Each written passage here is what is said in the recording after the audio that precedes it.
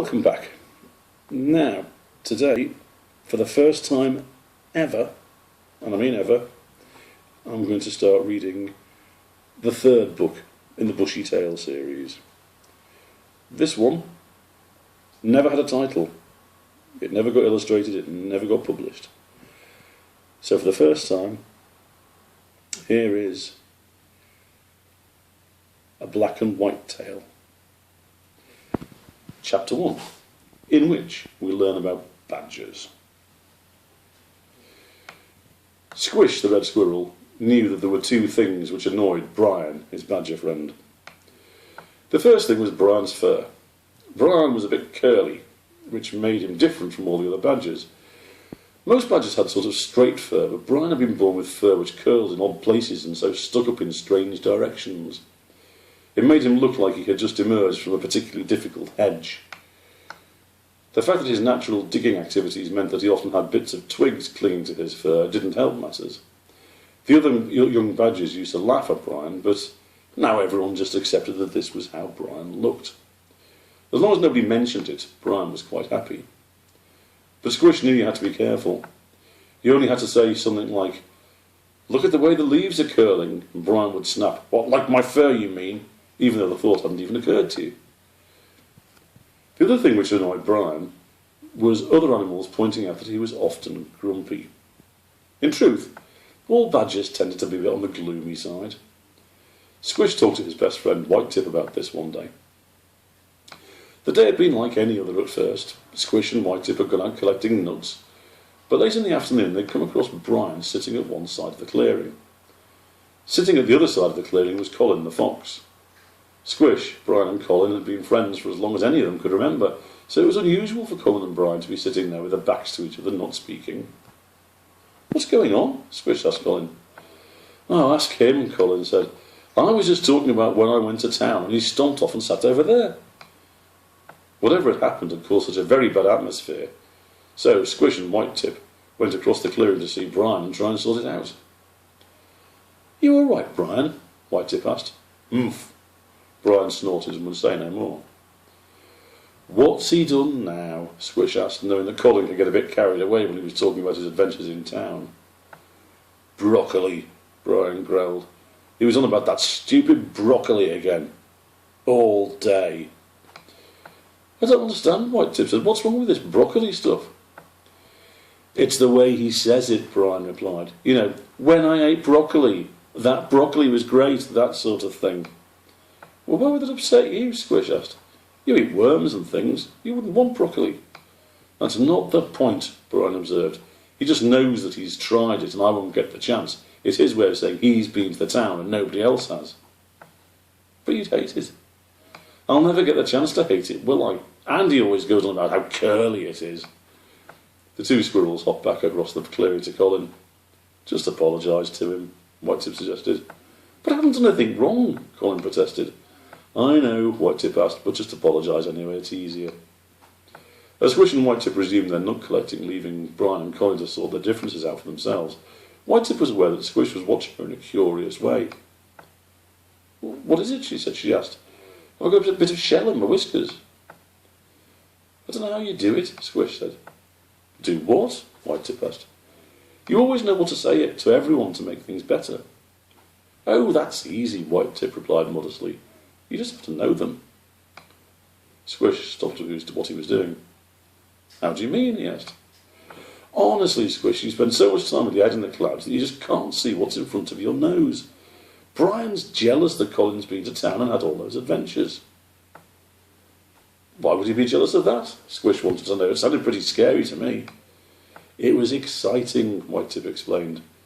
"Badgers don't have exciting lives. They spend most of their time underground in dark tunnels. It must be so dull. You know they can't see colours, don't you?" Squish was astounded. "Can't they?" he asked. "Oh, come on, Squish," White Tip said. "Everyone knows that. Badgers only see black, white and grey. They don't need to see colours, because most of the time they're in the dark and only need to see other badgers. Brian walks right past me sometimes because he can't tell that my tail is red with a white tip." Squish looked round at the woods. The evening sunlight was filtering through the leaves, painting the shades of green, red and gold. Poor Brian, he said, shaking his head. Look at what he misses out on. Well, most badgers don't care, Whitetip said, picking up a stray acorn which was half hidden under a leaf. It's only because Brian spends so much time with us that he knows there's a difference. You're very clever, Squish told her admiringly. I know, Whitetip replied with a smile. That's why you love me. Now come on, it'll be getting dark soon, and those nuts won't gather themselves. Chapter 2, in which we learn more about black and white badgers. As Brian trudged back to his set, he knew he should not have been in such a bad mood with Colin. It was just that Colin had been for one adventure and now wouldn't shut up about it. Squish had organised all the animals to fool the greys, Colin had been to town and met cats and everything, and Brian dug tunnels and ate worms. He didn't mind digging tunnels. That was what his claws were for. There was a great deal of satisfaction amongst the badgers about a well-dug tunnel. Brian's own father was called Earthface because he was the best tunnel digger in the woods.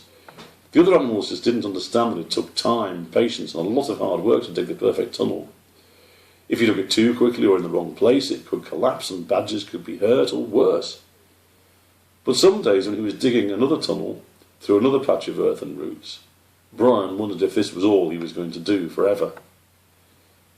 Some days when Squish and Whitetip talked about the colours of the flowers or how red a sunset was, Brian wished he could join in. But he knew different flowers by the different shapes, and a sunset just meant the sky was another kind of grey. It didn't seem to bother any of the other badgers. Nobody ever mentioned it. Maybe it was because they didn't speak much to other animals like Brian did. Most badgers lived and dug underground during the day, and only came out at night to forage around. And when you live most of the time in the dark, everything looks different. But Brian was curious. What did this red look like? What was green all about? He remembered that when the squirrels were getting themselves all worked up about the greys coming to the woods, the badgers had been quite confused. How could they tell one squirrel from another? To badgers, they were all grey. When Brian got back to his set, his father was just sitting out to the dig. It was the time of the year when badgers who were old enough were about to leave their families and move into the new sets and start families of their own. This meant that there was plenty of digging to do. And, as the best digger, Earthface was always very much in demand. He usually took Brian with him. Brian knew his father was trying to train him up to take over when Earthface was too old and tired to dig anymore. But Brian wasn't stupid. He knew he could never be as good as his father. He doubted if any badger could. Come on, Brian, Earthface said as Brian approached. I've been waiting for you. We need to finish that tunnel tonight and dig out a couple of chambers.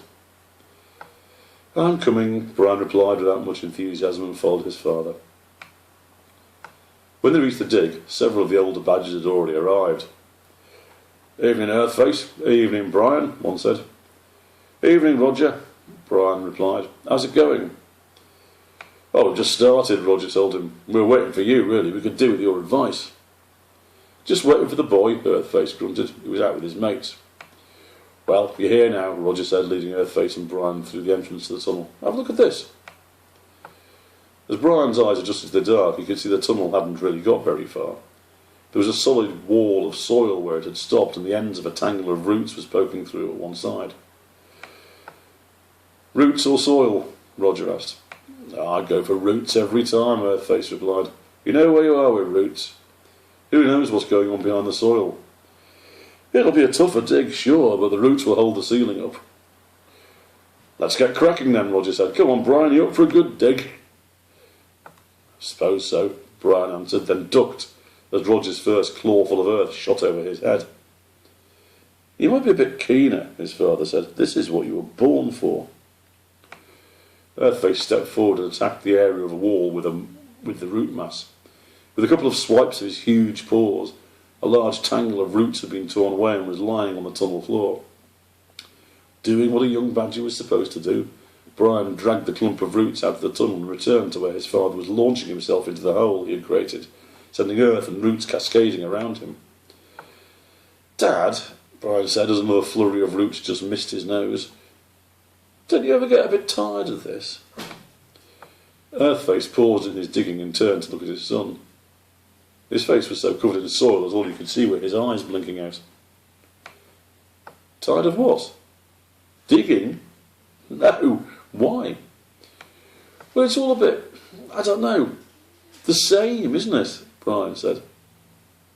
The same? His father asked, genuinely bewildered. How can it be the same? No two tunnels are alike. But it's just digging, isn't it? That's what we do, Earthface said. Badgers dig. Foxes hunt. Squirrels collect. Badgers do whatever it is they do. And badgers dig. I don't really understand the question. Never mind, Brian said, and grabbed some more roots. As he shuffled out of the tunnel with the roots, Brian felt suddenly sad in a way he couldn't explain. I don't want to do this forever, he thought. I want to do something else. Come back for tomorrow for part 2 to find out if he does. Thank you.